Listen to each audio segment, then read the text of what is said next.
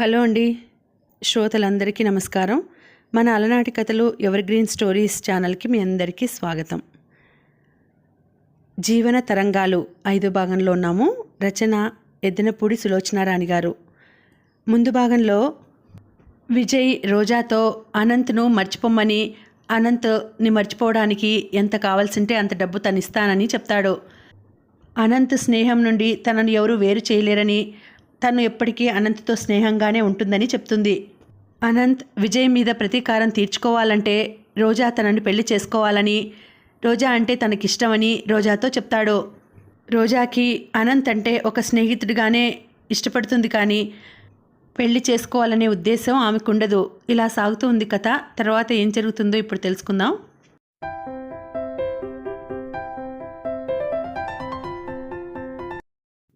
నగరంలో ఎప్పుడూ ఏదో ఒక ఆర్ట్ ఎగ్జిబిషన్ జరిగే కళాభవన్లో ఈరోజు ఫ్లవర్ షో జరుగుతోంది. ఏటేటా జరిగే ఈ పూల ప్రదర్శనలో నగరంలో ఉన్న ధనవంతులు, కళాహృదయాలు చాలామంది ఉత్సాహంగా పాల్గొంటారు. ఈరోజు కళాభవన్లో జరుగుతున్న ఈ పూల ప్రదర్శన చాలా అద్భుతంగా ఉందని, అందరూ చూసి తీరాలన్నంత అపురూపంగా ఉందని ఆ నోటా ఈ నోటా తెలుసుకున్న జనం గుంపులు గుంపులుగా వేలం వెర్రిగా రాసాగారు. రంగురంగుల పూలు రకరకాలుగా, పెద్దవి, చిన్నవి, పొట్టివి, పొడుగాటివి, కాడగలవి, కాడలేనివి, రకరకాల డిజైన్లతో అలంకారంగా పెట్టబడి ఉన్నాయి. కళాభవన్లో పాదం పెట్టగానే చూపుల్ని, మనసుని ఇట్టే దోచుకుంటున్నట్టుగా ఉన్నాయి. భగవంతుని సృష్టిలో వైచిత్రిని గుర్తు చేస్తున్నట్టుగా, జీవితం అంటే కలకలలాడుతూ తమలా ఉండాలని చాటి చెబుతున్నట్టుగా, అర్థం కాని కలతలతో, ద్వేషాలతో, అనుమానాలతో, ఈర్ష్యలతో పువ్వులా సుకుమారంగా ఉండే జీవితాన్ని వాడిపోయేలా చేసుకోవద్దని చూడవచ్చిన మనుషులని హెచ్చరిస్తున్నట్టుగా ఉన్నాయి. చూడటానికి వచ్చిన వాళ్లలో అత్యధిక సంఖ్యగా ఆడవాళ్లే కనిపిస్తున్నారు. కొంతమంది రంగుల వైచిత్రిని గమనిస్తుంటే, మరికొంతమంది స్టాల్లో నిలబడిన వారిని ఏ పువ్వు ఎప్పుడు పూస్తుందో, వాటిని ఎలా పెంచాలో, అవి ఎక్కడ దొరుకుతాయో వివరాలు అడుగుతున్నారు. అంతా సందడిగా, కోలాహలంగా ఉంది. పగటి సమయం ఎలా గడపాలో పెద్ద సమస్యగా మారిన లావణ్యకి ఇలాంటి ప్రదర్శనలంటే ప్రాణంగా ఉంటుంది. ఉదయం లేవగానే ఊళ్ళో ఎక్కడ ఏ ప్రోగ్రాం ఉందో గుర్తు చేసుకోవటం, దానికి వెళ్ళేటప్పుడు ఏ చీర కట్టుకోవాలో, ఏ నగలు పెట్టుకోవాలో, జుట్టు ఏ రీతిగా ముడి వేసుకోవాలో ఆలోచించటం తప్ప వేరే ఏ పని లేని అదృష్టవంతురాలు లావణ్య. ఇల్లు ఉంది, కానీ ఇంటి భారం లావణ్య పైన లేదు. ఆ ఇంట్లో సమస్యలున్నాయి, కానీ అవి లావణ్యకు సంబంధించవు. కావలసినంత నిశ్చింత, కోరుకున్నంత విశ్రాంతి. ఈ ప్రపంచంలో చేతి నిండా పనిలేని ప్రతివాళ్ళు అనుకున్నట్లే లావణ్య కూడా తను చాలా అదృష్టవంతురాలనని అనుకుంటూ ఉంటుంది. ఊళ్ళో ఎక్కడన్నా పాట కచేరీలన్నా, నాటకాలన్నా, నృత్య ప్రదర్శనలన్నా ఉన్నాయంటే లావణ్యకి ప్రాణం లేచి వస్తుంది. అలాంటివి ఎక్కడా లేని రోజున ఏం చెయ్యాలో తోచని విసుగుతో ప్రాణం పోతే బాగుండును అనుకున్న సమయాలు కూడా ఉన్నాయి. ఆ ఉదయం లావణ్య టిప్ టాప్గా తయారై ఒంటరిగా కారు తీసుకుని తనే స్వయంగా డ్రైవ్ చేసుకుంటూ ఫ్లవర్ షో చూడటానికి బయలుదేరింది. ఆ ఎగ్జిబిషన్లో క్లబ్ తరపున భారతమాత అనే ప్రదర్శన ఏర్పాటు చేయడానికి లావణ్యే ముఖ్య కారకురాలు. అందుకే ఎగ్జిబిషన్ జరిగిన 2-3 రోజులు చాలాసేపు అక్కడే నిలబడి వచ్చిన వాళ్ళు భారతమాతను మెచ్చుకుంటున్నారా లేదా అని ఓ కంట కనిపెడుతూ ఉండేది. లావణ్య కళాభవన్కు వెళ్తుండగా దోవలో కిషోర్ ఎదురయ్యాడు. అతను చూడకపోతే చూడనట్టే వెళ్ళిపోవాలని చూసిన లావణ్యకి అతను చూసి విష్ చేయడంతో తప్పనిసరిగా కారు ఆపాల్సి వచ్చింది. లావణ్యకి ఈ మధ్య కిషోర్ అంటే ఎందుకో మహా విసుగ్గా ఉంది. అతనికి తనంటే ఎక్కడ లేని ఆరాధన ఉన్నదని గ్రహించిన లావణ్య మొదట్లో చాలా సంబరపడిపోయింది. కానీ అతని ఆరాధన చాలా శృతిమించి సిగ్గు వదిలి భార్యాపిల్లల్ని నిర్లక్ష్యం చేయడమే కాకుండా చివరికి క్లినిక్ని, రోగులని మర్చిపోయే స్థితికి తెస్తోందని తెలిసేసరికి చిరాకు వేసింది.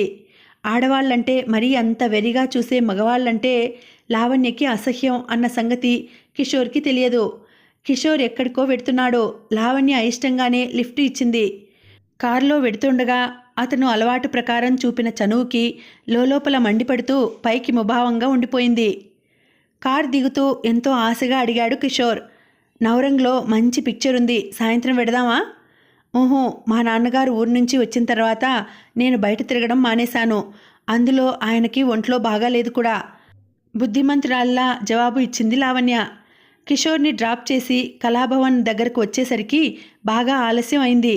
అప్పటికే ఆడవాళ్ళు మగవాళ్ళు కలగాపులగంగా కలిసిపోయి కాలు కదిపే సందులేనంత ఒత్తిడిగా బిలబిలలాడుతున్నారు. లావణ్య లోపలికి వచ్చింది. పువ్వులను చూస్తున్న వారిలో చాలామంది కళ్ళు రంగురంగుల ఆ పూలను వదిలి సీతాకోక చిలుకలా మలచిన శిల్పంలా ఉన్న లావణ్య వైపు తిరిగాయి. అలా అందరి చూపులు ఆకట్టుకోవడం లావణ్యకి ఎంతో అభిమాన విషయం. లావణ్య కట్టుకున్న లేతాకు పచ్చ చీర చాలా ఖరీదైంది. ఆ కట్టుకోవటంలో ఒక విధమైన సోయగం ఉంది.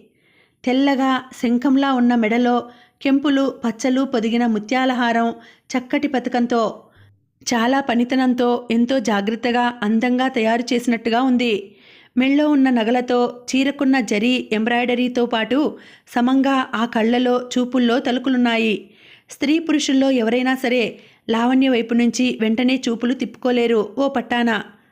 అందరూ తన వైపు చూస్తున్నారని తెలిసి కూడా తెలియనట్టుగానే పువ్వులని చూస్తూ వాటిని తదేకంగా గమనిస్తూ మెల్లగా ముందుకు వెడుతున్న లావణ్య తనకి ఎదురుగా వస్తున్న గుమ్మటంలా ఉన్న ఒక సింగుగారికి పిప్పళ్ల బస్తాలా ఉన్న ఆయన భార్యకి తొలిగి దారి ఇవ్వబోయి వెనక్కు అడుగు వేయటంలో కాలి హైహీల్స్ చెప్పు మెలికపడగా తూలి పడబోయింది.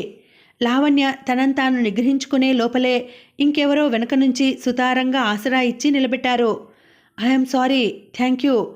వెనక్కు తిరిగి తనని అందుకున్న వారిని చూస్తూ అంది. దట్స్ ఆల్ రైట్ నిర్లక్ష్యంగా అనేసిన అతను ముందుకు వెళ్ళిపోబోయాడు.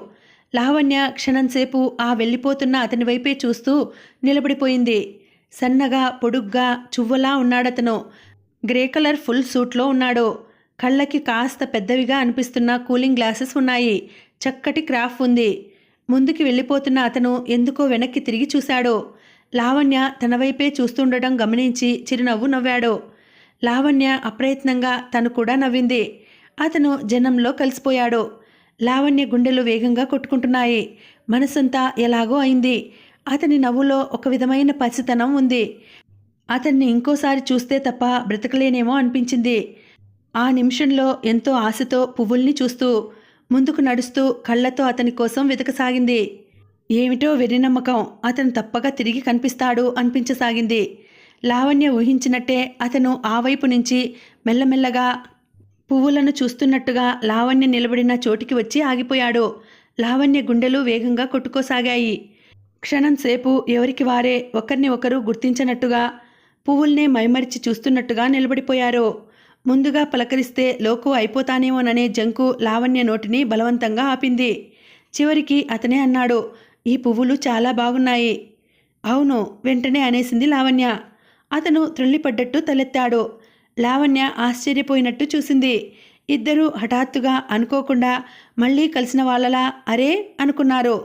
ఈసారి లావణ్య తన అందమైన చిరునవ్వు విసిరింది. తన అంచనా తప్పలేదు. అతను తను ఊహించినట్టే మళ్ళీ కనిపించాడు. కోరుకున్న దానికంటే అతి సన్నిహితంగా వచ్చాడు. లావణ్యకి వెన్నెల సముద్రంలో తెల్లమబ్బుల తెప్పమీద తేలిపోతున్నట్టుగా ఉంది. తనకి ఈ మాత్రం సౌందర్యం ఇచ్చిన భగవంతుడికి మనసులోనే అంజలి ఘటించింది. ఇద్దరూ కలిసి భుజం భుజం రాసుకునేటంత అతి సన్నిహితంగా నిలబడి పువ్వులను తిలకించారు. చాలాసేపైన తర్వాత ఇద్దరూ బయటికి వచ్చారు. మీరెలా వెడతారు? కారుందా? అంది లావణ్య. అతను నవ్వాడు తమాషాగా. కారా? నాకా? ఊహూ, నేను చాలా బీదవాడిని. లావణ్య ఒక్క నిమిషం ఖరీదైన అతని బట్టల వైపు చూసింది. ఆ వెంటనే నవ్వేస్తూ అంది, భలేవారే, మీలాంటి వాళ్ళు బీదవాళ్ళైతే ఈ దేశంలో భాగ్యవంతులకి ఇంకెంత డబ్బుంటుందో అనుకుంటారు క్రొత్తవాళ్ళు. మీకు కారు లేకపోవటం ఈరోజు నా భాగ్యం అనుకుంటాను. రండి, నేను డ్రాప్ చేస్తాను. మీకెందుకు శ్రమ? మొహమాటంగా అన్నాడతను. ఇలాంటి శ్రమ నాకు చాలా ఇష్టం, సరదా కూడా అంది నవ్వుతూ. మీరు చాలా బాగా నవ్వుతారు. కాంప్లిమెంట్స్కి థ్యాంక్స్. లావణ్యకి అతని దృష్టి తన మెడలో ఉన్న పచ్చలు కెంపులు పొదిగిన నగ మీద స్థిరంగా నిలిచిపోయిందని తెలీదు. అతని కళ్ళకి గంతల్లా ఆ పచ్చటి అద్దాలు ఉండటంతో అతను ఎటువైపు చూస్తోంది గుర్తించటం కష్టం. ఇద్దరూ వచ్చి కారులో కూర్చున్నారు. డ్రైవ్ చేస్తూ అడిగింది లావణ్య, కాఫీ తాగే అలవాటుందా? ఊహూ. పోనీ తాగించే అలవాటుందా? ఊహూ. గుడ్, అయితే మీకున్నవన్నీ మంచి లక్షణాలన్నమాట. నాకు మీరు పూర్తిగా వ్యతిరేకం. అతను జవాబు చెప్పలేదు. లావణ్య కారుని అత్యంత అధునాతనంగా పూర్తి పాశ్చాత్య పద్ధతిలో ఉండే హోటల్ దగ్గరకు తీసుకువచ్చి ఆపింది. అతను వారిస్తున్నట్లుగా అన్నాడు, నోనో, మీరు నన్ను క్షమించాలి. నాకు వేరే ఎంగేజ్మెంట్ ఉంది. ఇంకోసారి మనం కలవటం అనేది ఉందంటారా? మీరు కోరుకుంటే తప్పకుండా ఉంటుంది. సరే, మీరు నాతో కలిసి కాఫీ తాగుతారనే వాగ్దానం గుర్తుపెట్టుకొని ఇప్పటికీ వదిలేస్తాను మిమ్మల్ని. ఎక్కడ దింపాలి మిమ్మల్ని? 4 కందిల్ దగ్గర. అతను చెప్పిన రోడ్డు వెంబడే కారు పోనిస్తూ అడిగింది. నా పేరు లావణ్య. మీ పేరు? జేమ్స్. మీ ఇల్లు ఎక్కడా? ఇక్కడికి చాలా దూరం. చాలా దూరం అంటే? అతని పెదవుల మీద విరక్తి నిండిన చిరునవ్వు కదిలింది. మీరు రాలేనంత, నేను తీసుకువెళ్ళలేనంత, సరేనా? మీరు మాటల్లో మంచి చతురుల్లా ఉన్నారు. ఫ్యామిలీ ఉందా? లేదు. ఒంటరిగా ఉంటున్నారా? అవును. లావణ్య తేలికగా నిట్టూర్పు విడిచి అనుకుంది. ఏ బాధరబందీ లేని మనిషి అన్నమాట. ఎంత సుఖం. ఏం చేస్తుంటారు మీరు? చెప్పమంటారా? లావణ్య చెవులుకున్న ముత్యాల జూకాలు ఊగులాడేలా తల ఊపింది. చీకటి వ్యాపారం. అతను ఊహించినట్టుగా లావణ్య తలెత్తి చూడలేదు, కంగారు పడలేదు, జంకుగానూ మాట్లాడలేదు. కొద్దిసేపైన తర్వాత చిరునవ్వుతో ప్రశంసాపూర్వకంగా అంది. ఇప్పుడు మన దేశంలో తెలివిగల వాళ్ళంతా ఆ వ్యాపారంలోనే ఉన్నారు. దానికి అసాధారణమైన చాకచక్యం కావాలి. అందులో మీరు సమర్థులనుకుంటాను. అతను తెల్లబోయి చూశాడు. 4 కందిల్ వచ్చింది. అతను చెప్పిన చోట లావణ్య కారు ఆపింది. అతను దిగబోతుండగా లావణ్య, నాకిచ్చిన వాగ్దానం మర్చిపోరుగా అంది. మర్చిపోగలనా? అతని దృష్టి మరోసారి లావణ్య మెడ మీద నిలిచింది. రేపు సరిగ్గా 10 గంటలకి ఫ్లవర్ షో దగ్గర వెయిట్ చేస్తాను. థ్యాంక్స్. అతను క్రిందికి దిగి డోర్ వేశాడు. లావణ్య మెరుపులు కురిపిస్తున్న కళ్ళతో అతని వైపు చూసి చిరునవ్వు నవ్వి కారు బ్యాక్ చేసుకుంది. అతను అక్కడే అలా నిలబడి చూస్తుండగానే లావణ్య కారు దూరమై క్రమేపీ అదృశ్యమైపోయింది. అబ్బా, ఏం మనిషి! పరాయి మగాళ్లతో ఆడవాళ్ళు ఎక్కడైనా ఇంత చనువుగా ప్రవర్తిస్తారా? అదృశ్యమైపోతున్న కారు వైపే చూస్తూ గుండె రాచుకుంటూ అనుకున్నాడు చంద్రం. అతని కళ్ళ ముందు చిరునవ్వు విసురుతున్న లావణ్య అందమైన గులాబీ పెదవుల కంటే తెల్లగా శంఖంలా ఉన్న ఆ మెడలో ఖరీదు గల హారమే తణుకులీనుతూ అతన్ని కవ్విస్తూ కనిపించసాగింది. ఆ రోజు అనంత్ వస్తూనే రోజాని త్వరగా బయలుదేరి తనతో రమ్మనమని ఊదరపెట్టాడు. ఎందుకెందుకు? ఏమైంది? త్వరగా తయారవుతూనే ఆదుర్దాగా అడిగింది రోజా. చెబుతాగా, నువ్వు చప్పున తెమిల్రా. అవతల ట్యాక్సీ వెయిట్ చేస్తోంది. రోజా చప్పున బయటికి వచ్చింది. అప్పుడప్పుడు 10వ 25వ రోజా దగ్గర డబ్బు దొరకటంతో సుందరమ్మ ఇది వరకంత కఠినంగా ఈసడించడం లేదు. సావిత్రమ్మ రోజా క్షేమం గురించి ఏనాడో ఆశ వదులుకుంది. ఇకపోతే శంకరయ్యకి చుట్టు తాగే అలవాటు ఉంది. అది తెలిసిన అనంత్ 2-3 సార్లు ఒకేసారి 2 వీసలు లంకపోగాకు తెచ్చి బహుమతిగా ఇచ్చాడు. ఆయన కనిపించగానే సవినయంగా చేతులు జోడించి నమస్కారం మాస్టారు అంటాడు. జీవితంలో ఎటువైపు నుంచి గౌరవమన్ననలు ఎప్పుడూ ఎరగని శంకరయ్య ఉబ్బి తబ్బిబ్బయి కూర్చో రోజా లోపలున్నట్టుంది అంటూ, అమ్మా రోజా, అనంత్ వచ్చాడమ్మా అని కేక పెడతాడు. ఆ విధంగా అనంత్ ఆ ఇంట్లో రాను చనువు పెంచుకున్నాడు. రోజాని కలవటానికి ఇదివరకులా అతను అవస్థలు పడనవసరం లేదు. ఏ కూరగాయల దుకాణం దగ్గర గంటల తరబడి నిల్చోవలసిన అవసరం లేదు. రోజా అనంత్తో వచ్చి ట్యాక్సీలో కూర్చుంటూ ఎక్కడికి అంది. చెబుతాగా పదా, తలతలలాడుతున్న మొహంతో అన్నాడు అనంత్. అబ్బా, ఏమిటో చెబుదు. సస్పెన్స్తో నా ప్రాణం తీయక. తినబోతు రుచి అడగడం దేనికి? ట్యాక్సీ 10 నిమిషాల్లో ఒక ఇంటి ముందుకు వచ్చి ఆగింది. దిగు అన్నాడు అనంత్. రోజా, ప్లీడర్ గారింటికెందుకు? ఎదురుగా యశ్వంతరావు అడ్వకేట్ అన్న బోర్డు చూస్తూ అనుమానంగా అడిగింది. దిగు ముందు. రోజా దిగింది. అనంత్ ట్యాక్సీని వెయిట్ చేయమని చెప్పాడు. ఇద్దరూ లోపలికి వెళ్ళగానే అనంత్ వీధి తలుపు దగ్గరున్న కాలింగ్ బెల్ నొక్కాడు. 10 సంవత్సరాల కుర్రాడొకడు వచ్చి తలుపులు తెరిచాడు. నాన్నగారున్నారా ఇంట్లో అడిగాడు అనంత్. ఉన్నారు. అనంత్ వచ్చాడని చెప్పు. కుర్రాడు తల ఊపి కూర్చోమని చెప్పి లోపలికి వెళ్ళిపోయాడు. ఎందుకు అనంత్, ఏమైంది? కంగారుగా అడిగింది రోజా. షో ఉండు, ఆయన వస్తున్నట్టున్నారు. రోజా ఇల్లంతా పరిశీలనగా చూస్తూ కూర్చుంది. ఇల్లు బయటికి పురాతనంగా పాడుబడ్డట్టు కనిపించినా లోపల అధునాతనంగా సౌకర్యంగా ఉంది.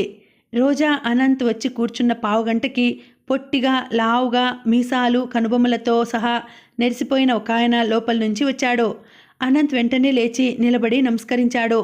రోజా కూడా లేచి నిలబడింది. అనంత్ రోజాని పరిచయం చేస్తూ, ఈ అమ్మాయి నా కాబోయే భార్య, పేరు సరోజ.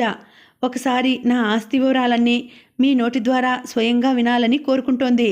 వాటికి సంబంధించిన కాగితాలు చూపించండి అన్నాడు. రోజా నిటారుగా నిలబడింది. లాయర్ గారు అనంత్ వైపు, రోజా వైపు మార్చి మార్చి చూశారు.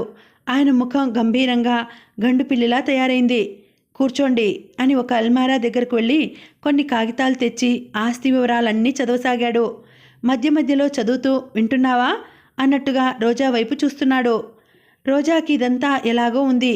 లాయర్ గారు ఒక్క చూపుతోనే తనని కించపరిచేశారు. అయినా అనంత్ తనని అడగకుండా, తనతో సంప్రదించకుండా, తన అభిప్రాయం తెలుసుకోకుండా ఇలా చేశాడేమిటి? రోజా లాయర్ గారు చెబుతున్న విషయాలు వినడంలో లీనమైపోయింది.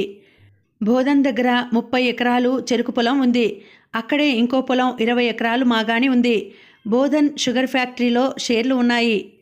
ఇక్కడ 2 ఇళ్ళు, 2000 గజాల ఖాళీ స్థలం ఉంది. మార్కెట్ దగ్గర 8 కొట్లున్నాయి. ఇళ్ల మీద, కొట్ల మీద కలిసి నెలకు 20,000 రూపాయలు ఆదాయం వస్తుంది. ఇదిగాక బ్యాంకులో ఫిక్స్డ్ డిపాజిట్లో 8 లక్షలు, మామూలు అకౌంట్లో 10,000 ఉన్నాయి. రోజా నోరు తెరిచి వింటోంది. తన చెవుల్ని తనే నమ్మలేకపోతోంది. అనంత్కి ఇంత ఆస్తి ఉందా? ఇంత స్థితిమంతుడా అతను? ఇంత సంపద ఉన్న మనిషేనా? ఇంత మామూలుగా, ఇంత నిరాడంబరంగా, తన సాటి వాడన్నంత సామాన్యంగా తన ఇంటికి వస్తూ ఉంటాడు. రోజా అనంత్ వైపు తిరిగి కళ్ళు వెడల్పు చేసుకుని చూడసాగింది. లాయర్ గారు కూడా గడగడ ఆస్తి వివరాలు చెప్పేసి, మీకు ఇంకేం కావాలి అన్నాడు రోజాని చూస్తూ. రోజా నోట మాట రాని దానిలా కూర్చుంది. అనంత్ ముందుకు వంగి అన్నాడు, చూడండి, సపోజ్ ఈ అమ్మాయిని నేను వివాహం చేసుకుంటాను. అది మా అన్నయ్యకి ఇష్టం లేదు. వాడి అభ్యంతరం ఉండడం వల్ల నాకు పెళ్ళైన తర్వాత ఈ ఆదాయం ఏమైనా? సందేహంగా చూశాడు. లాయర్ గారు తల అడ్డంగా తిప్పారు. ఊహూ, ఏం కాదు. నీ ఆస్తి మీద సర్వహక్కులు నీవే. మీ అమ్మ విల్లులో నీకు వివాహం అయ్యే వరకు విజయ్కి పెత్తనం ఉండాలి అని, వివాహం అయిన తర్వాత కూడా అతని సలహా ఏమీ లేందే నువ్వేమీ చేయకూడదని కోరుతున్నానని మాత్రమే వ్రాసింది. కోరిక వేరు, హక్కు వేరు. అనంత్ ముఖం వికసించింది. అయితే మా ఇద్దరి వివాహానికి ఎలాంటి అభ్యంతరం ఉండదంటారు? ఉండదు. ఆయన మరోసారి రోజా వైపు చూశాడు. రోజాకి ఆ చూపులు చురుక్కుమన్నట్టుగా ఉన్నాయి. ఆ కళ్ళల్లో రోజా పట్ల మర్యాద లేసమాత్రం కూడా లేదు. అనంత్ లేవబోతూ అడిగాడు, విజయ్ నా మీద కేసులాంటిదేదైనా పెట్టడానికి వీల్లేదు. అనంత్ చేయి చాస్తూ థ్యాంక్ యూ సార్, వస్తాను అన్నాడు. ఆయన అంటీ ముట్టినట్టుగా అనంత్ చేయి అందుకొని వదిలేశాడు. ఆయన దగ్గర సెలవు తీసుకుని వచ్చేస్తుంటే రోజాకి తన వెనుక ఆయన చూపులు వాడి బాణాల్లా వచ్చి తగులుతున్నట్టే ఉంది. ఇద్దరూ బయటకు రాగానే రోజా, అనంత్ ఏమిటిదంతా అంది. చెబుతాగా రా. అనంత్ ఎన్నడూ లేంది చనువుగా రోజా చేయి పట్టుకుని ట్యాక్సీ దగ్గరకు తీసుకువస్తూ ఎక్కు అన్నాడు. రోజా లోపలికి ఎక్కి కూర్చుంది. అనంత్ కూడా వచ్చి కూర్చున్నాడు. అనంత్ డ్రైవర్కి ఏదో అడ్రస్ చెప్పాడు. ట్యాక్సీ కదిలింది. అనంత్ రోజా చేతిని తన చేతిలోకి తీసుకుంటూ మృదువుగా అన్నాడు, రోజా, నా గురించి అన్ని వివరాలు నీకు తెలిసాయి. ఈ ప్రపంచంలో చాలామంది డబ్బు కోసం చాలా పనులు చేస్తారు. నువ్వు డబ్బు కోసం అయినా నన్ను పెళ్లి చేసుకో. అనంత్, నేను ఈ మధ్య అనుక్షణం నిన్ను గురించే ఆలోచిస్తున్నాను. నిరాశలో ఉన్న నా జీవితంలో కొత్త చిగుళ్ళు చిగురించాయి. కొత్త ఆశలు రేకెత్తాయి. నాలో ఏదో సంచలనం రేగింది. అది నాకు చాలా ఉత్సాహాన్ని ఇస్తోంది. నా మనసులో నేను నీ పట్ల పొందుతున్న అపురూపమైన భావం బహుశా నీకు చెప్పినా అర్థం కాదేమో. నేనిప్పుడు పాటలు ఎంత బాగా వ్రాయగలుగుతున్నానో తెలుసా? నీలో ఏదో శక్తి ఉంది రోజా. అది మంత్రదండంలా నన్ను మైమరిపిస్తోంది. నువ్వు నాదానివి కావాలి. నేను శాశ్వతంగా నీ వాడినైపోవాలి. నువ్వు కాదంటే నాకు జీవితమే శూన్యమైపోతుంది. అనంత్, అనంత్, అలా అనకు, రోజా కంగారుగా అంది. ఒప్పుకున్నానని చెప్పు రోజా. నన్ను ఆలోచించుకొని. ఇంతేనా? అయితే ఎన్నటికీ నీ ఆలోచన తెగదన్నమాట. స్వయం నిర్ణయ శక్తి నీకు లోపిస్తే ఆ భారం నా మీద వదిలేయి. నేను కాకపోతే నా డబ్బైనా నిన్ను ఆకర్షించటం లేదా రోజా? నీ డబ్బుకి, ఆకర్షణకి లోబడి నీ భార్యగా వచ్చేవాళ్ళు నిన్ను సుఖపెట్టలేరు అనంత్. నిన్ను నిన్నుగానే చూడగలిగిన వ్యక్తి రావాలి నీకు. అచ్చు విజయ్లా మాట్లాడుతున్నావు. విజయ్ ప్రసంగం వచ్చేసరికి నిటారుగా కూర్చుంది రోజా. తర్వాత నిదానంగా తను చెబుతున్న ప్రతి చిన్న మాట పూర్తిగా అతనికి అర్థమవ్వాలన్నంత నిదానంగా చెప్పసాగింది రోజా. చూడానంత్, నేను బుద్ధి తెలిసినప్పటి నుంచి ఈనాటి వరకు ఇరుగు పొరుగుతో, అత్తయ్యతో, పరిస్థితులతో, దురదృష్టంతో పోట్లాడుతూనే వచ్చాను. ఇక నా వల్ల కాదు. నాకు శక్తి లేదు. కనీసం పెళ్ళైన తర్వాతనైనా నిశ్చింతగా, నిర్మలంగా, ప్రశాంతంగా భర్త అనేవాడి నీడలో గడపాలని ఉంది. నాకేం భోగభాగ్యాలు అవసరం లేదు. స్థితిగతులు వద్దు, హోదాలు వద్దు. అనురాగం, ఆశ్రయం కావాలి. నిండు మనసుతో మమత పంచి ఇచ్చే అనుభవం కావాలి. అవన్నీ నా దగ్గర నీకు దొరుకుతాయి రోజా. నేను వాగ్దానం చేస్తున్నాను. నాకు నమ్మకం లేదా అనంత్? నమ్మకం లేదా? ఎందుకని? చిన్నబోయిన ముఖంతో అడిగాడు అనంత్. నీతో పెళ్ళి అయిన మరుక్షణం నుంచి నేను మీ విజయ్తో తగాదా పడాలి. అది నా వల్ల కాదు. అలా జరగనివ్వను రోజా. మనిద్దరి మధ్య అతని ప్రసక్తే లేదు. అంతా నీ ఇష్టం, నీ ఇష్ట ప్రకారం జరుగుతుంది. వద్దు అనంత్, వద్దు. విజయ్తో కాకపోయినా నీతోనైనా తగాదా వస్తుంది. నాతోనా? నీకా? మనిద్దరికి పోట్లాట, అభిప్రాయ భేదమా? అనంత్ నవ్వాడు. ఇంతలో టాక్సీ ఒక ఇంటి ముందుకు వచ్చి ఆగింది. ఇదేమిటి? ఇక్కడికెందుకు వచ్చాం? ఇదెవరిల్లు? బయటికి చూస్తూ అడిగింది రోజా. దిగు చెబుతా అన్నాడు అనంత్. రోజా దిగింది. రోడ్డు చాలా నీటుగా ఉంది. కనుచూపు మేర వరకు కనిపిస్తున్న నున్నటి ఆ తార్ రోడ్డు కిరుప్రక్కల అద్భుతంగా ఉన్న అందమైన ఎత్తైన మేడలు వరుసగా ఒకదాని వెంట ఇంకోటి ఆనుకొని ఉన్నాయి. మురికిగా సందడిగా ఇరుక్కుని ఉండే రోజాకి క్షణంసేపు ఈ వీధి, ఈ పరిసరాలు స్వర్గంలా కనిపించాయి. అనంత్ టాక్సీకి డబ్బు ఇచ్చి పంపేశాడు. కాబోయే ఇల్లాలువి, నీ ఇంటిని ఒకసారి చూసుకో అన్నాడు అనంత్ గేటు తెరుస్తూ. ఆ వీధి మొత్తం మీద ఇది చిన్న ఇల్లులా ఉంది. గేటు కూడా చాలా చిన్నదే. అనంత్ గేటు తెరిచాడు. లోపలికి అడుగుపెట్టిన రోజా క్షణంసేపు ఇరువైపులా తల త్రిప్పి పరిశీలనగా చూసింది. ఇంటి వరండాకి, ప్రహారీ గోడకి మధ్యగల ఖాళీ స్థలం చాలా తక్కువగా నాపరాయితో చప్టా చేసి శుభ్రంగా ఉంది. గోడవారుగా మాత్రం వరుసగా రకరకాలైన రంగుల్లో మెట్టతామర మొక్కలు పూలు పూసి ఉన్నాయి. ఇంటి కిరుప్రక్కల దొడ్లోకి వెళ్లేందుకు వీలుగా చిన్న చిన్న సందులున్నాయి. వరండాలో ఆకుపచ్చ రంగు వేసిన 4 ఫ్రేమ్ కుర్చీలున్నాయి. జేబులోంచి తాళం చెవి తీసి అనంత్ తలుపు బార్లా తెరిచాడు. వీధి తలుపు తప్ప లోపలి గది తలుపులన్నీ కిటికీలతో సహా తెరిచి పరదాలు ప్రక్కకి లాగి కట్టబడి ఉన్నాయి. ముందు గదిలో అడుగు పెట్టగానే రోజా ఒక్క నిమిషం అలాగే నిలబడిపోయింది. గదిలో క్రింద ఎరుపు, నీలం కలిసిన అందమైన పువ్వులతో, తీగలతో కార్పెట్ పరచబడి ఉంది. గది మధ్యలో చాలా ఖరీదనిపించే సోఫా ఉంది. గదికి 4 మూలలా ఉన్న చిన్న చిన్న టేబుల్స్ మీద తెల్లటి గుడ్డలు వేసి వాటి మీద 2 చేతులతో నాట్యభంగిమలో పళ్ళెం పైకెత్తి పట్టుకుని నిలబడి ఉన్న ఇత్తడి విగ్రహాలున్నాయి. ఆ పళ్ళాలలో 2 గులాబీలు, 4 ఆకులు ఉన్నాయి. గది కిటికీలకి ఉన్న కర్టెన్లు, గుమ్మానికి ఉన్న పరదాలు, క్రింద పరిచిన కార్పెట్ ఇంచుమించు ఒకే రంగులో మ్యాచింగ్గా ఉన్నాయి. గది చాలా సింపుల్గా ఉన్నట్టుగానే ఉంది. మళ్ళీ అద్భుతంగా హాయిగా ఉన్నట్లుగా ఉంది. అక్కడే నిలబడిపోయావేం? లోపలికి రా రోజా అనంత్ పిలిచాడు. లోపలి గదులు పెద్దవిగా కానీ ఎక్కువగా కానీ లేవు. డ్రాయింగ్ రూమ్కి ఆనుకొని విజయ్ ఆఫీస్ రూమ్ ఉంది. ముందు గదిని దాటి లోపలికి వెడితే కాస్త పెద్ద హాలుగా కనిపించే గది, దాన్ని ఆనుకొని వంటగది ఉన్నాయి. వంటగదికి విజయ్ ఆఫీస్ గదికి మధ్య గుమ్మం ఉంది. కానీ అది మూసేసి ఎప్పుడూ తెరవనట్టుగా అటు ఇటు పరదాలున్నాయి. ఇదిగో ఇది మా పాకశాల, దగ్గరగా ఉన్న వంటగది, తలుపులు తెరుస్తూ అన్నాడు అనంత్.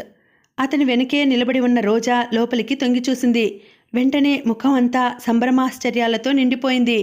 వంటగది మిగతా అన్ని గదుల కంటే ఇంకా నీటుగా, ఇంకా శుభ్రంగా ఉన్నట్టుగా ఉంది. వంట చేయడానికి వీలుగా ఉన్న ఎత్తైన అరుగు మీద గ్యాస్ స్టవ్ ఉంది. కుడివైపున గిన్నెలు, చెంచాలు బోర్లించి ఉన్నాయి. అవి బాగా కడిగినట్టు తలతలలాడుతున్నాయి. ఎదురుగా గ్లాస్ తలుపులు ఉన్న అల్మారాలో, సీసాలలో ప్రతి వస్తువు కంటికి కనిపిస్తూ వంటకి కావలసిన సామాన్లన్నీ ఉన్నాయి. కూరగాయలు కోసే చాకు నుంచి నిమ్మకాయలు పిండే ప్లాస్టిక్ గిన్నె వరకు, కొబ్బరి తురుము పీట నుంచి చేయి తుడుచుకునే గుడ్డ వరకు అన్నీ కళ్ళెదురుగా కనిపిస్తున్నాయి. ఆ వంట ఇంట్లో ఎంతటి కొత్త వాళ్ళైనా చకచకా 10 నిమిషాల్లో వంట తయారు చేయవచ్చు. రోజా నిజంగా చాలా ఆశ్చర్యపోయింది. ముగ్ధురాలైంది కూడా. ఆడవాళ్ళున్న ఇళ్లలో కూడా ఇంత పరిశుభ్రం, చాకచక్యం ఉండవేమో. ఎక్కడ ఏ గదిలో చూసినా అనవసరమైన వస్తువు ఒకటి కూడా కనిపించడం లేదు. ఆ ఇంటిని, ఆ సర్దిన తీరును చూస్తే ఇంటి ఇల్లాలు ఇదంతా చేసిపెట్టి ఇప్పుడే ఏ కూర కోసమో ఏ బజారో వెళ్ళినట్లు, ఏ క్షణంలోనైనా తిరిగి రావచ్చు అన్నట్టుగా ఉంది. ఇదంతా ఎవరి చాకచక్యం? మెచ్చుకుంటున్నట్టుగా చూస్తూ అంది రోజా. ఇంకెవరిది? మా విజయ్దే. వాడికి పెద్ద చాదస్తం. ఎక్కడ తీసిన వస్తువు అక్కడే పెట్టాలంటాడు. ఇంట్లో ఒక్క చిన్న కాగితం ముక్క పడనివ్వడు. అనవసరంగా ఏదైనా ఉంటే పట్టుకెళ్ళి భద్రంగా చెత్తబుట్టలో దాచాలంటాడు. ఒక్కోసారి నేను ఇక్కడివి అక్కడ అక్కడివి ఇక్కడ పెట్టి చివాట్లు తింటూ ఉంటాను అన్నాడు అనంత్. నువ్వసలు ఏ విషయంలో అతనితో చివాట్లు తినవు గనుక అనుకుంది రోజా. ఇదంతా విజయ్ ప్రతిభ అని, అతని సామర్థ్యం అని అనంత్ చెబుతుంటే రోజాకి ఒప్పుకోవటానికి మనసు అంగీకరించడం లేదు. అయినా ఇదేమిటి, మగవాళ్ళంటే చక్కగా చిందరవందరగా ఇల్లంతా నానా తీరుతారుగా ఆడది లేని ఇల్లని ఆ క్షణంలోనే తెలిసేలా ఉండాలి. ఈ ఇల్లు చక్కగా సామానంతా అమర్చిపెట్టి ఉన్న ఈ తీరు చూస్తే ఈ ఇంటి యజమానికి ఆడదానితో అవసరం లేనట్టుగానే ఉంది. ఏ ఇంట్లో ఆడది ఉండదో ఆ ఇల్లు చికాకుగా, అసహ్యంగా, అపరిశుభ్రంగా, మగవాడికి పిచ్చెత్తేట్లుగా ఉండాలి. కానీ ఇదేం చోద్యం, ఈ విజయ్ని చూస్తే ఆడవాళ్ళు లేకపోతేనే హాయిగా ఉంటుంది అన్నట్టుగా ఉన్నాడు. ఇంత ఖచ్చితంగా క్రమపద్ధతిగా అన్నీ చూసుకోగల మగవాడికి నిజంగా ఆడదానితో అంత అవసరం ఉండదేమో. ఉన్నా లక్ష్య పెట్టడం జరగదు కూడా. ఇలాంటి శుభ్రం తెలిసిన మగాడికి భార్య అయిన ఆడది చచ్చిందన్నమాటే. విజయ్ తోటివాళ్ల ఏకాంత సమయాలలో కూడా లాలనకు లొంగడు. తన ఆధిక్యత అన్ని సమయాల్లోనూ ప్రదర్శించుకుంటూనే ఉంటాడు. బ్రహ్మచారుల కొంప ఇంత నీటుగా ఉండటం రోజాకి ఏమాత్రం నచ్చలేదు. మీ విజయ్ ఇదంతా చేస్తాడా? ఎదురుగా తలతలలాడుతూ కనిపించే ఆ గిన్నెలు, చెంచాలు అతను తోమి బోర్లించడమేనా? పని పాటలు బాగా వచ్చినల్లే ఉందే అంది రోజా వ్యంగ్యంగా. మా విజయ్ తోమటం ఏమిటి? అనంత్ అర్థం కానివాడలా ఆశ్చర్యంగా చూశాడు. మరి ఇదంతా అతని చాకచక్యమేనంటావు? ఓ అదా, బాగుంది నువ్వు చెప్పేది. నేను అతను చేస్తాడన్నానా? ఎలాంటిదానివి రోజా? మన దేశంలో ఏ మగాడైనా చేస్తాడా ఈ పనులు? అలా చేసే రోజు వస్తే ఈ దేశ సౌభాగ్యం 1000 రేకుల కలువలా విరిసిపోదు. మా వాడు చెయ్యడు, మా గౌరమ్మ చేత చేయిస్తాడు అన్నాడు అనంత్. అలా చెప్పు. చివరికి ప్రత్యేకత అంతా ఆడచెయ్యిదే అన్నమాట చిరునవ్వుతో అంది రోజా. ఆడచెయ్యి అయినంత మాత్రాన అయిపోదు రోజమ్మగారు. ఇల్లు, నౌకర్లు అంటే నాకు రౌతు, గుర్రం జ్ఞాపకం వస్తాయి. మా గౌరమ్మ ప్రతి ఇంట్లో ఇంత బాగా చేస్తుందని నువ్వనుకుంటే పొరపాటే అవుతుంది. మీ గౌరమ్మకి ఎంత వయసు ఉంటుందేమిటి? అవును మరి, ఈ ఇంటి మీద ఇంత శ్రద్ధ ఉందంటే విజయ్ మీద ఏదైనా ప్రత్యేక అభిమానం ఉందేమో. రోజా కళ్ళల్లో అనుమానం కరెక్ట్గా పసిగట్టిన వాడిలా చూశాడు అనంత్. ఆడబుద్ధి పోనిచ్చుకున్నావు కాదు డియర్. గౌరమ్మ వయసు 6 తక్కువ ఉండదు. కానీ మనిషి మంచి గంధం చెక్కలా మంచి గట్టిగా ఉంటుంది. పనిలోకి దిగిందంటే 10 మందితో సమానం. నోరు విప్పిందంటే 100 మందికి జవాబు చెప్పగలదు. కాస్త మా విజయ్ దగ్గరే అనుకువ, నమ్రత చూపిస్తుంది. ఏమిటో ఆ ప్రత్యేకత అంది. అప్పుడెప్పుడో దాని కొడుకు ఒక కూనీ కేసులో చిక్కుకొని జైలుకెళితే ఆ కేసును విజయ్ తీసుకున్నాడు. మా వాడి చాకచక్యం వల్ల కాస్తలో వాడికి ఉరితాడు తప్పిపోయింది. బీదవాళ్ళని మా విజయ్ వాళ్ళ దగ్గర నుంచి ఫీజు లాంటిది ఏదీ తీసుకోలేదు. ఆ కృతజ్ఞత మా గౌరమ్మకి చాలా ఉంది. రోజాకి ఈరోజు విజయ్లో రెండోసారి ఇంకో విషయం నచ్చలేదు. ఒప్పుకోబుద్ధి కూడా కాలేదు. విజయ్ లాంటి మనిషికి జాలి కూడానా? దయాధర్మం కూడానా? అనంత్ వంట ఇంట్లోకి వెళుతూ అన్నాడు. ఆల్ రైట్, మనం స్టవ్ వెలిగిస్తున్నాం. దేవి గారికి కాఫీ కావాలా, టీ కోరుతున్నారా? ఒట్టి కాఫీయేనా? గారాబంగా అంది రోజా. టిఫిన్ కూడా కావాలా? ఏం కావాలో చెప్పు. స్వీట్ అయితే నాకు రాదు. హాట్ త్వరగా తిమిలేదేమిటో చెప్పు. ఉప్మా. Okay, granted. అనంత్ అగ్గిపుల్ల గీసి స్టవ్ వెలిగించాడు. రోజా కూడా వంటింట్లోకి వెళ్ళింది. అల్మారా తెరిచి ఉప్మాకి కావాల్సినవన్నీ ఎంతెంత కావాలో తనే తీసిపెట్టింది. అనంత్ పోపు వేస్తుంటే తను గబగబా అల్లం, పచ్చిమిరపకాయలు, ఉల్లిపాయ తరిగి ఇచ్చింది. 2 టమాటాలు కూడా పడేద్దాం, టమాటా బాత్ అవుతుంది అన్నాడు అనంత్.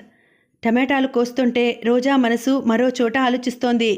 ఈ ఇల్లు, ముఖ్యంగా ఈ వంటిల్లు, ప్రశాంతమైన ఈ పరిసరాలు చూస్తే ఏ ఆడపిల్లకైనా ఈ ఇంటి ఇల్లాలని అయితే బాగుండుననే ఆశ రేకెత్తక మానదు. ఎంత బాగుంది! చిన్నగా, సౌకర్యంగా, ముచ్చటగా, అందంగా, హాయిగా ఉంది. ఉప్మా, కాఫీ చకచకా 10 నిమిషాల్లో తయారైనాయి. అనంత్ కాఫీ పాట్లో వేసి ఉప్మా ప్లేట్లో సర్ది ట్రేలో పెట్టి, క్రింద తయారు చేసుకున్నాంగా, పద పైకి వెళ్ళి తిందాం. నువ్వు పైభాగం చూసినట్టు ఉంటుంది. నువ్వు తింటుండగా నాకు వచ్చిన ప్రైజులన్నీ చూపిస్తాను అన్నాడు.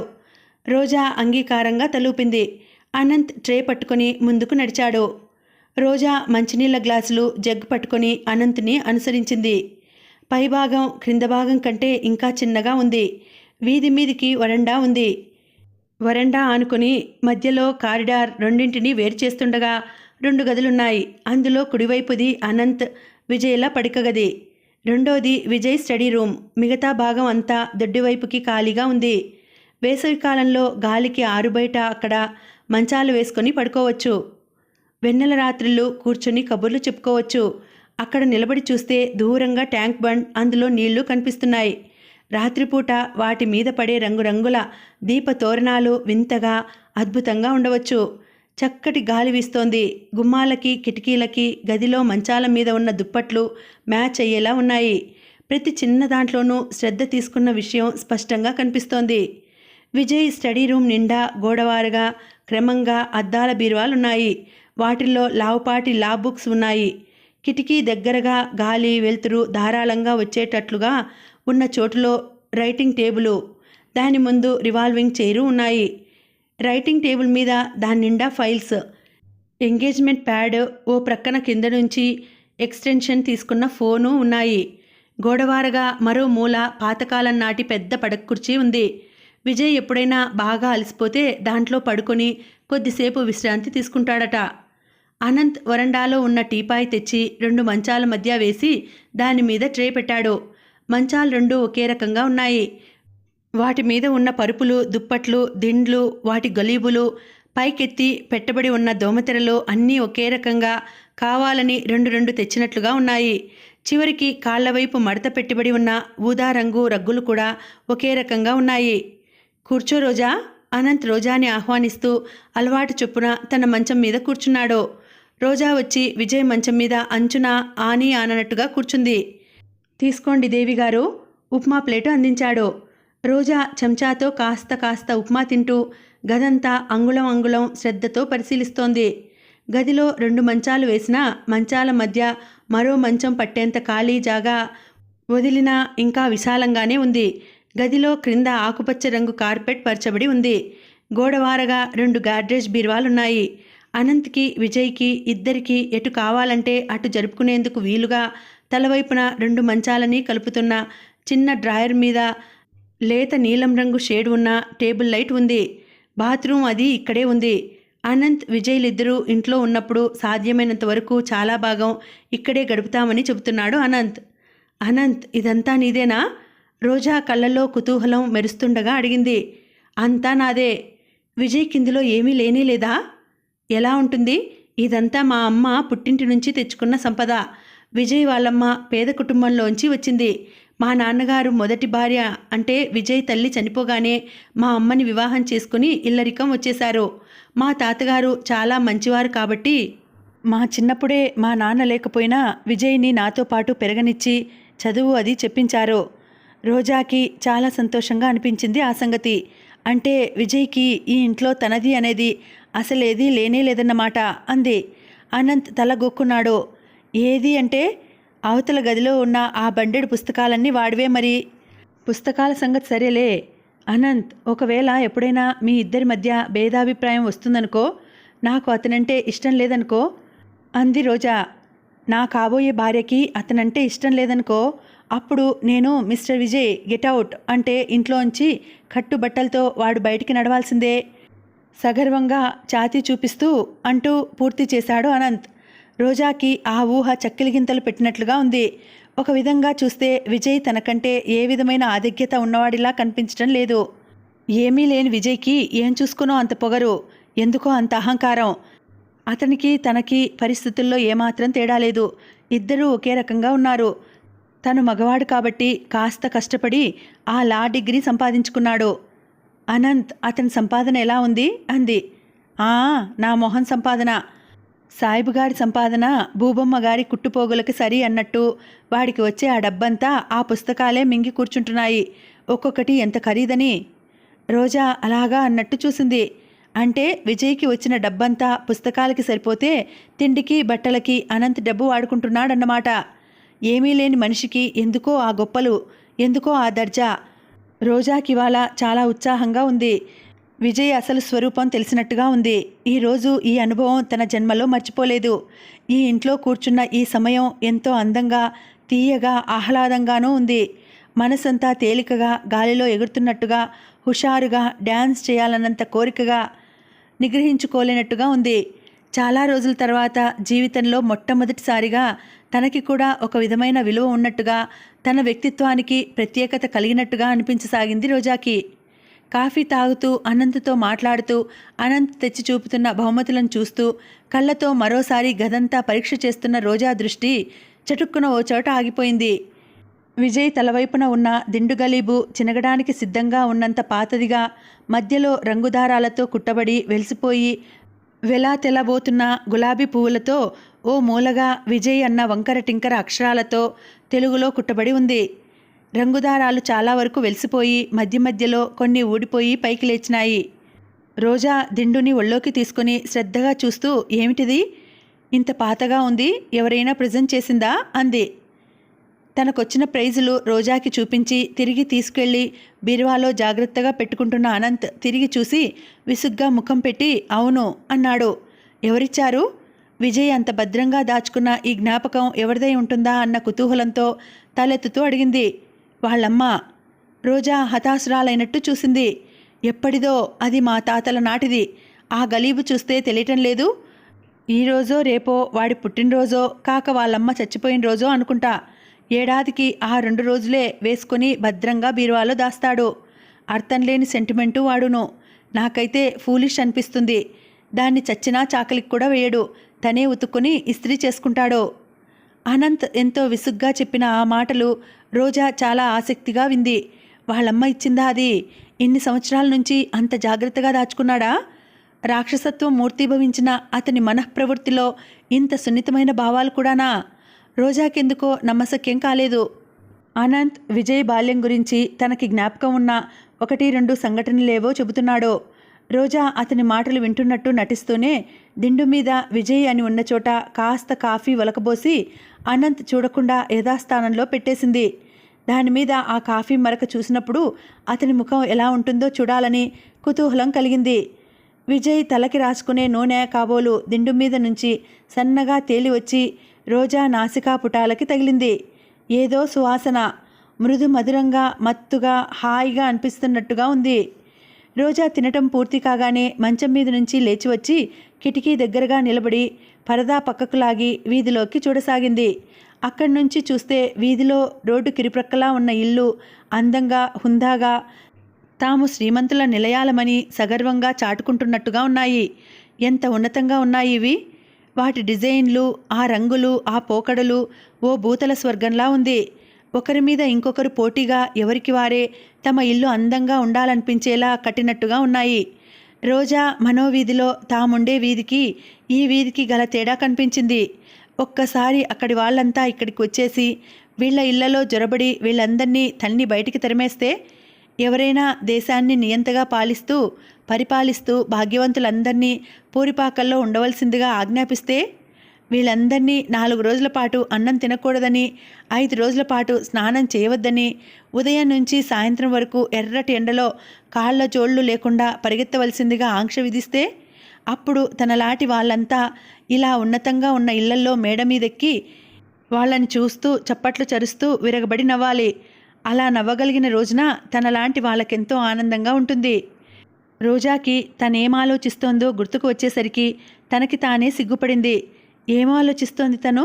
ఇలాంటి కుంటి గుడ్డి ఆలోచనలకంతటికీ మూల కారణం ఈర్ష్య. ఈ ప్రపంచంలో ఉన్న అన్ని వ్యాధుల్లోకి ఈర్ష్య లాంటి మరో భయంకరమైన వ్యాధి ఇంకేదీ లేదు. ఈ వ్యాధి సోకిన వాళ్ళకి కళ్ళు ఉండి కూడా దృష్టి ఉండదు, మనసు ఉండి కూడా మమత నశిస్తుంది, మెదడు ఉండి కూడా జ్ఞాపకం ఉండదు.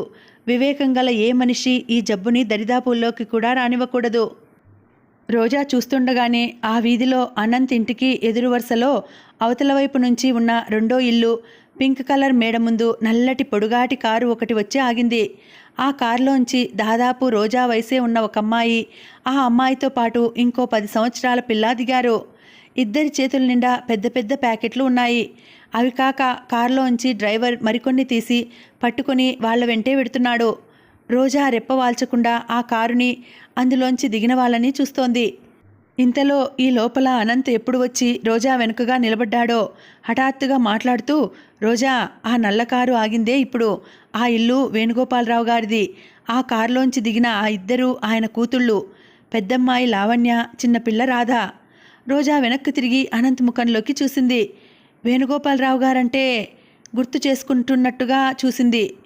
ఆ రోజు నువ్వు మా విజయ్తో పాటు పార్కులో చూసావు చూడు. ఆ ఆ, రోజాకి వెంటనే గుర్తుకు వచ్చేసింది. ఎందుకో తెలియదు కానీ పంచ లాల్చీతో నిండుగా హుందాగా పెద్ద మనిషి తరహాగా ఉన్న ఆయన రోజా మనసులో చెరగని చిత్రంగా హత్తుకొని పోయి ఉన్నాడు. వాళ్ళ అమ్మాయిలే అన్నాడు అనంత్. రోజా ఈసారి పరీక్షగా చూసింది. వాళ్ళు లోపలకు వెళ్ళిపోయారు. రోజా ఈసారి ఇంకా కుతూహలంగా ఆసక్తిగా ఆ ఇంటివైపు చూసింది. చుట్టూ విశాలంగా ఉన్న ఆవరణలో శ్రద్ధగా క్రమపద్ధతిగా పెంచిన తోట ఉంది. అసలు అనంత్ ఇల్లు అలా ఉండాల్సింది. అంత డబ్బు ఉన్న అనంత్కి కారు ఎందుకు లేదో. వెంటనే వెనక్కి తిరిగి అంది, అనంత్ నువ్వు అలాంటి ఇల్లు ఎందుకు కొనుక్కోకూడదు? ఎలాంటిది? రోజా వేలు పెట్టి చూపించింది. అదా, అయినట్టే ఇప్పటికే ఈ చిన్ని ఇల్లే సర్దుకోలేక సతమతమవుతున్నాం. రోజుకి 20 గంటలు ఎప్పుడూ బయట గడిపే మాకు ఇంతకంటే పెద్ద ఇల్లు ఎందుకు? అసలు 2 గదులు చాలు. రోజాకి అనంత్ మాటలు రుచించలేదు. ఈ లోకంలో చాలామంది అంతే. భగవంతుడు ప్రసాదించిన దాన్ని పొదుపు పేరిట జాగ్రత్త పడుతూ చాలా వరకు వాడుకోరు. చూసుకొని సంతృప్తి పడటంలోనే చాలామంది మురిసిపోతారు. మధ్యతరగతి కుటుంబాలైతే మరీనూ 100కి 90 పాళ్ళు ఈ జాగ్రత్త పొదుపు అనే సుడిగుండంలో పడి గిరగిరా తిరుగుతూ అలాగే అంతమైపోతుంటారు. రోజాకి హఠాత్తుగా తను ఇక్కడికి రాకుండా ఉంటే బాగుండేదనిపించింది. ఇదంతా చూసిన తర్వాత మనసులో ఏదో అసంతృప్తి, వెలితి, తనేదో పొందలేకపోతున్నాననే భావం గూడు కట్టుకోసాగినాయి. తను కోరుకుంటే ఇదంతా తనది అవుతుంది, సందేహం లేదు. కానీ అనంత్ భార్యగా కావాలంటే తన ప్రాణప్రదమైన ఆశని మూల్యంగా చెల్లించాలి. జీవితంలో ఉన్న ఒకే ఒక సుఖ స్వప్నాన్ని పణంగా పెట్టాలి. మనిషి ఎలాంటి పరిస్థితుల్లోనూ ఒకదాన్ని పొందటం కోసం మరొకటి పోగొట్టుకోకూడదు. అందులో విలువైనది అనుకుంటున్న దాన్ని అసలే వదులుకోకూడదు.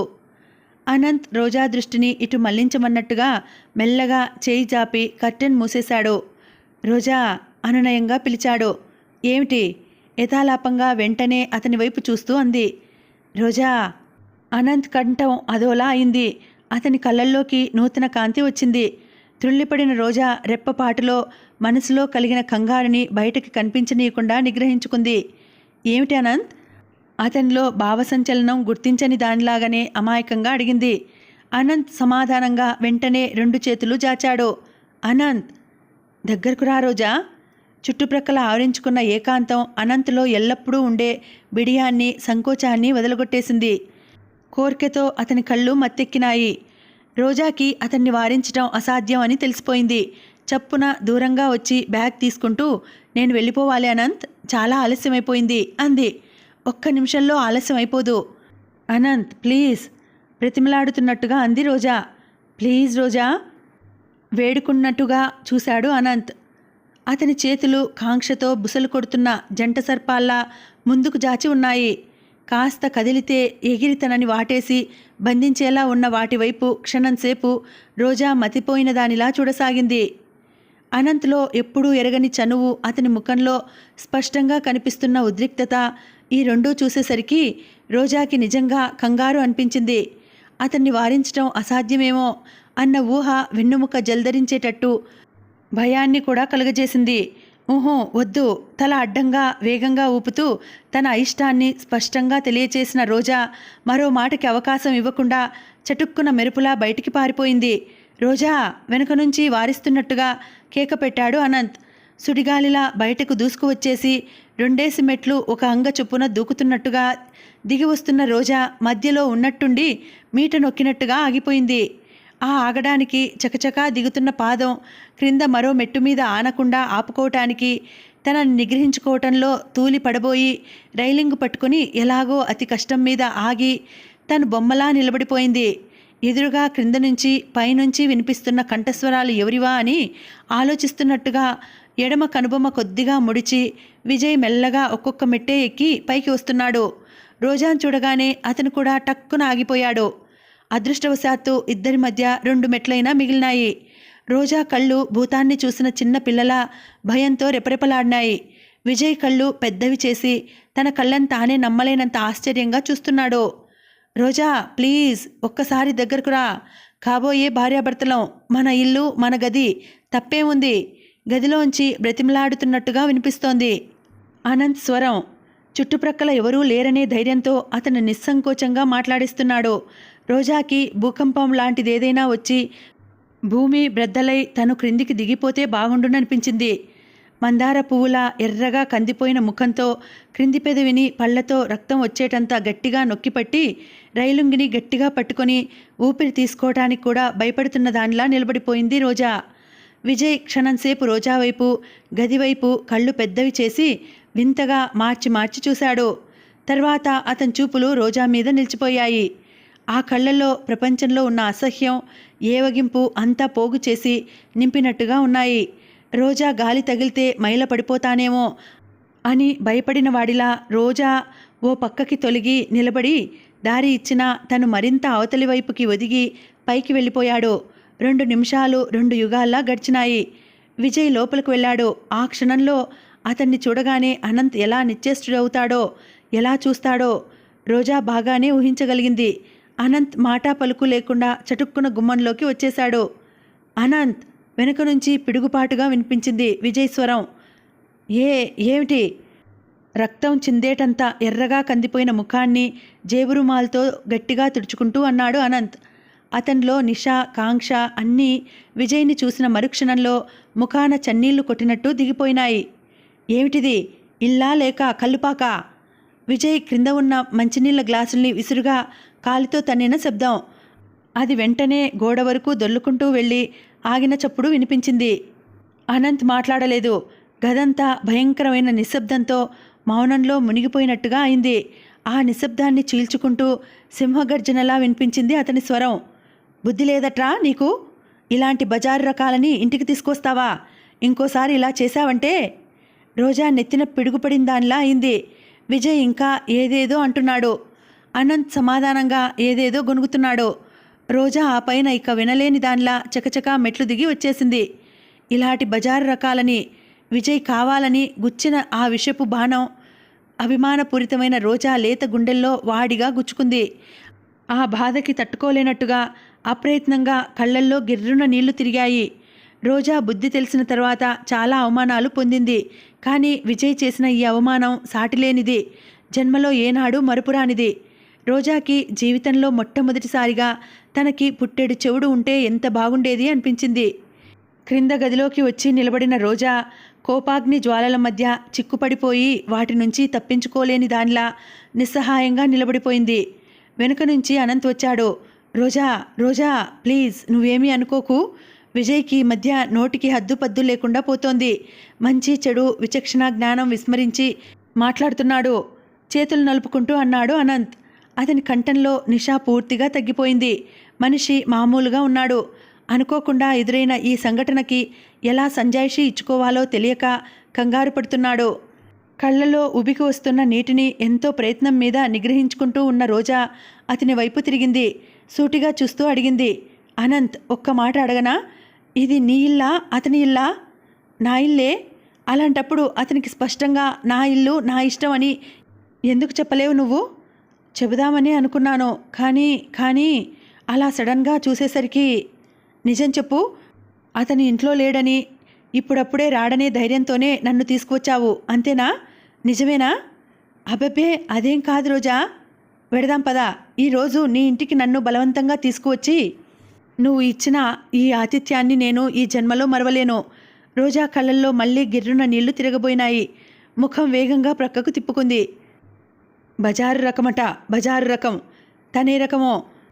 తను కూడా ఆడపిల్ల అయ్యి, తనకి కూడా తండ్రి లేకుండా పోయి, తల్లి ఎందుకు పనికిరాకుండా అయ్యి, ఇరుగు పొరుగుతో, ఇంట్లో వాళ్లతో జీవితంలో ప్రతి నిమిషం యుద్ధం చేస్తూ 20 సంవత్సరాలు గడిపినట్టయితే తనే రకం అయ్యేవాడో తనకి తెలిసి ఉండేది. ఏం చూసుకుని ఆ అహంకారం? తనకేముందని ఆ పొగరు? రోజాలో దుఃఖం తగ్గి రోషం తలెత్తింది. ఇద్దరూ బయటికి వచ్చారు. ఎక్కువ దూరం నడవకుండానే టాక్సీ లభించింది. ఇద్దరూ ఎక్కి కూర్చున్నారు. అనంత్ రోజా చేతిని తన చేతుల్లోకి తీసుకుని గట్టిగా పట్టుకున్నాడు. గద్గదమైన స్వరంతో క్షమార్పణ కోరాడు. రోజా, ఈ విధవని, ఎవరికి ఎప్పుడూ ఎదురు మాట్లాడలేని ఈ పిరికి విధవని మన్నించి రోజా. నేను చిన్నప్పటి నుంచి అంతే.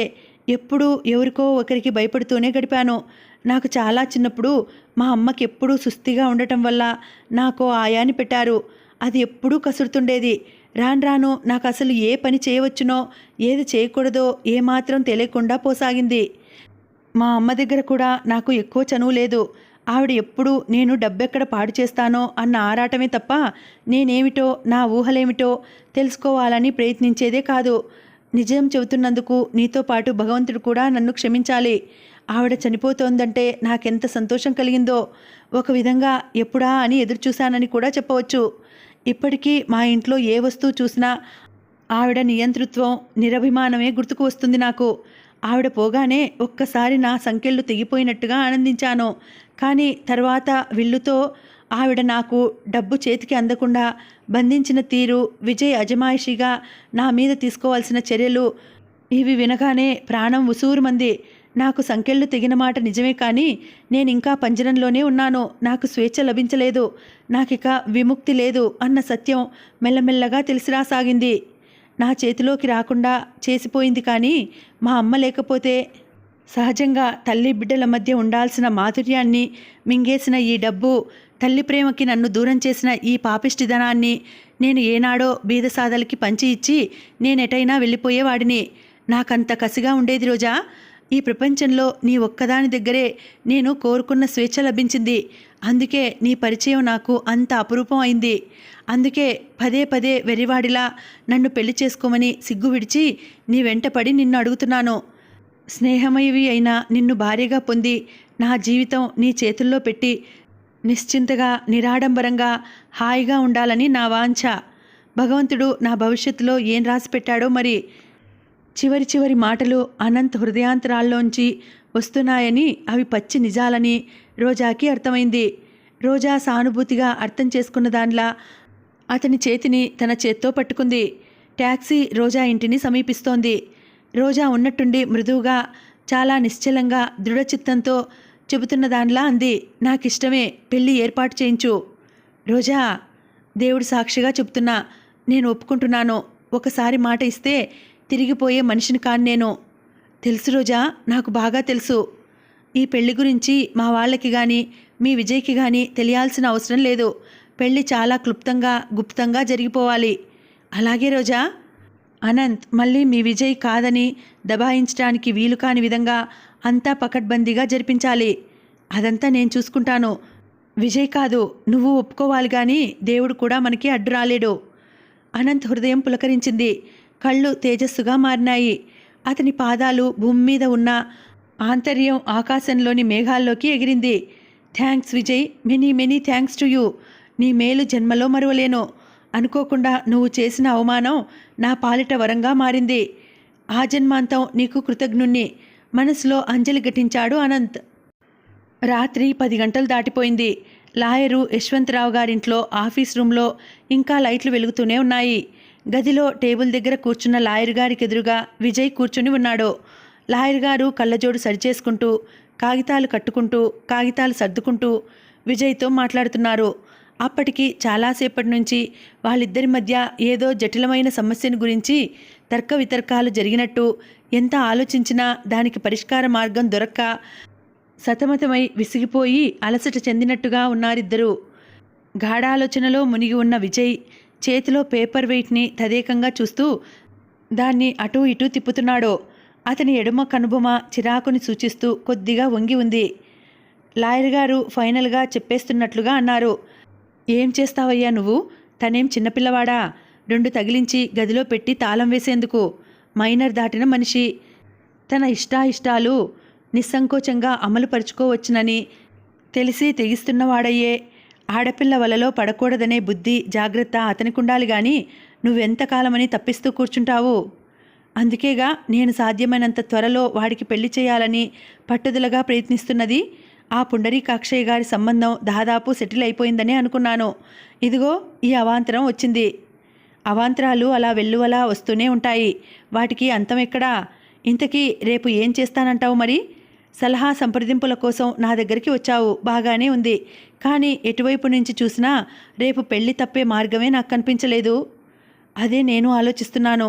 పోనీ రేపటికి ఎలాగో తప్పిస్తాననుకోండి, తర్వాత నేను 4-5 రోజుల్లో ఢిల్లీ వెళ్ళాలి. 15 రోజుల వరకు తిరిగి రాను. ఆ అమ్మాయి అసాధ్యురాలు. వీడు ఒట్టి తొందర మనిషి. ఈ లోపల ఏదైనా అవ్వచ్చు. ఈ ఆలోచనతోనే నాకు ఊపిరాడటం లేదు. లాయర్ గారు సమాధానం చెప్పలేదు. విజయ్ పేపర్ వెయిట్ అటూ ఇటూ త్రిప్పుతూ అన్నాడు. అక్కడికి పోనీ వాడంత పట్టుబడుతున్నాడు కదా అని నేను ఆ అమ్మాయిని గురించి వాకబు చేశాను. నాకెటు నుంచి మంచి కానీ పరువు ప్రతిష్టలు కానీ కనిపించలేదు. తల్లి ప్రవర్తన మంచిది కాదుట. తండ్రి తల్లిని వదిలేశాడో చనిపోయాడో తెలియదెవరికి. అదో కుంభకోణంలా అసలు విషయం తెలియటం లేదు. తమ్ముడనేవాడు ఒకడున్నాడు, కానీ ఒట్టి రౌడీ. ఆ మధ్య ఏదో దొంగతనంతో పట్టుబడి జైల్లో ఉన్నాడు. ఆ అమ్మాయి ప్రవర్తన సరే వేరే ఎవరో చెప్పనవసరం లేదు. నా కళ్ళతోనే నేనే స్వయంగా చూశాను. ఇవన్నీ తెలిసి కూడా వాడు మూర్ఖత్వంతోనో అమాయకత్వంతోనో ఆ పిల్లే కావాలంటే నేను చూస్తూ ఎలా ఒప్పుకోగలను? ఊరుకోక ఏం చేస్తావు మరి? నువ్వు వాడి బాగు కోసం చేయవలసిందంతా చేశావు. ఇక వాడి కర్మ అని విరక్తి చెంది చేతులు దులుపుకో. నేను ఈ 4-5 సంవత్సరాల నుంచి చూస్తూనే ఉన్నానుగా. నువ్వు అనంత్ గురించి ఆలోచించే వాటిలో 10వ వంతైనా నీ కేసులకు ఉపయోగిస్తే నీ రాబడి ఇప్పటికీ రెట్టింపు పెరిగి ఉండేది. విజయ్ లేచి గదిలో అటూ ఇటూ పచార్లు చేయసాగాడు. అతని మెదడు తీవ్రంగా తీక్షణంగా పనిచేస్తోంది. ఆలోచిస్తున్నట్లుగా అన్నాడు. వీడు సాధారణంగా ఎవరితోనూ ఇన్ని రోజులు పరిచయం నిలుపుకునే మనిషి కాదే. వాడికి స్నేహాల నుంచి తల దువ్వెనల వరకు ఎప్పటికప్పుడు వినూత్నంగా ఉండాలి. బట్టలైనా సరే 4 సార్లు కట్టుకోగానే మోజు విరిగి దానం పేరిట ఎవరికో పారేస్తుంటాడు. గౌరమ్మ భోజనంలోకి వరుసగా ఒక వారంలో 2-3 సార్లు ఒకే కూర చేసిందంటే ఎప్పుడూ ఇదేనా అన్నట్లు పళ్ళెం విసిరికొట్టినంత పని చేస్తాడు. అలాంటిది ఇన్ని రోజులు ఈ అమ్మాయితో పరిచయం ఎలా నిలుపుకోగలిగాడబ్బా? తెలుస్తూనే ఉందిగా, అది ఆ అమ్మాయి ప్రయోజకత్వం, వీడి మూర్ఖత్వం అని అన్నారు లాయర్ గారు. సరిగ్గా మీకు కూడా అలాగే అనిపిస్తోందా? ఉన్న విషయమే అది. ఇంతకీ రేపు ముహూర్తం ఎన్నింటికి? వివరాలు బాగా తెలుసుకున్నావా? ఉదయం 11 గంటలకు రిజిస్ట్రార్ ఆఫీస్లో సంతకాలు పెట్టడం, సాయంత్రం యాదగిరి నరసింహస్వామి ఆలయంలో శాస్త్రోక్తంగా అగ్నిసాక్షిగా పుస్తె కట్టడం. మంచి పకడ్బందీగా ఏర్పాట్లు చేసుకున్నారే. చెప్పానుగా, ఆ అమ్మాయి అసాధారణమైన తెలివిగలదని. అన్ని వైపుల నుంచి జాగ్రత్తగా తన హక్కుకి రుజువులు సాక్ష్యాలు సేకరించుకుంటోందన్నమాట. మన డాక్టర్ గారు చెప్పినట్టు ఆయన ఇచ్చిన పొడి ప్రొద్దుటే కాఫీలో కలిపి వాడికి తాగించి ఊరుకో. రాత్రి వరకు ఒంటి మీద స్పృహ లేకుండా నిద్రపోతాడు. రోగం కుదురుతుంది తీవ్రంగా అన్నారాయన. అదిలాగా చేసి తీరాల్సిందే, కానీ దానివల్ల ప్రయోజనం ఏమిటి? ఒకరోజు ఆపగలిగితే ఆగిపోయేది కాదుగా. ఈ ప్రమాదం వెన్నంటే ఉంటుందయ్యే. నేను ఢిల్లీ వెళ్ళి తప్పనిసరిగా ఉండాల్సి వచ్చిన ఈ 15 రోజుల్లో వాళ్ళు మళ్ళీ ఏదైనా చేయవచ్చు. అక్కడికి వెళితే ఈ ఆలోచనలతో నాకు మతి స్థిమితంగా ఉంటుందా? నా మనసు నా పని మీద కేంద్రీకరించగలదా? నా వల్ల కాదు. అసలు నాకు నిద్ర పట్టదు. నేను వెళ్లే లోపలే ఏదో ఒకటి వాళ్ళిద్దరూ శాశ్వతంగా దంపతులు కావటానికి వీలు లేకుండా చేసి వెళ్ళాలి. పోనీ ఆ సరోజ వాళ్ళ ఇంటికి వెళ్ళి వాళ్ళని ఏదో రకంగా భయపెట్టి బెదిరిస్తే? లాభం లేదు. ఎందుకని? ఆ ఇంట్లో ఉన్న మగ మనిషికి నోట్లో నాలుకే లేదు. ఆయనకు నాటకాల పిచ్చి. అసలు ఇంట్లో ఉండడు. ఆడపెత్తనం. అదిగాక ఆ అమ్మాయిని వాళ్ళెవరూ కంట్రోల్ చేయలేరు. వాళ్ళ వశం తప్పి చాలా రోజులైంది. లాయర్ గారు మళ్ళీ తన ఫైళ్లు చూసుకోవటం ప్రారంభించారు. విజయ్ ఎడంచేయి వెనక్కు పెట్టుకుని పైకి కుడి చేత్తో పేపర్ వెయిట్ గాలిలోకి కొద్దిగా ఎగిరేసి పట్టుకుంటూ దీర్ఘంగా ఆలోచిస్తూ అటూ ఇటూ తిరుగుతూ ఉన్నట్టుండి హఠాత్తుగా ఆగిపోయాడు. టక్కున వెనక్కు తిరిగాడు. అతనికి మెరుపులాంటి ఆలోచన ఏదో మెదడుకు స్ఫురించినట్టు కళ్ళు కాంతితో మిలమిలలాడినాయి. ఒక పని చేస్తే అన్నాడు. ఏమిటది? తలెత్తుతూ అడిగారాయన ఆదుర్దాగా. విజయ్ ఆయన టేబుల్ దగ్గరగా వచ్చాడు. చేతిలో పేపర్ వెయిట్ టేబుల్ మీద పెట్టాడు. తర్వాత 2 అరచేతులు టేబుల్ చెరో అంచున ఆనించి కాస్త ముందుకు వంగి ఆయన కళ్ళల్లోకి చూస్తూ స్పష్టంగా అన్నాడు. ఆ అమ్మాయిని రేపు నేను పెళ్లాడేస్తే? లాయర్ గారు కళ్ళు పత్తికాయల్లా చేసి చూస్తూ ఏమిటో నువ్వు అన్నాడు. అవును, రేపు సాయంత్రం వివాహం కదా. వివాహం జరిగే స్థలం మారుతుంది. పెళ్లి కొడుకు మారుతాడు, అంతే తేడా. వాడు కట్టాల్సిన పుస్తే నేను కడతాను.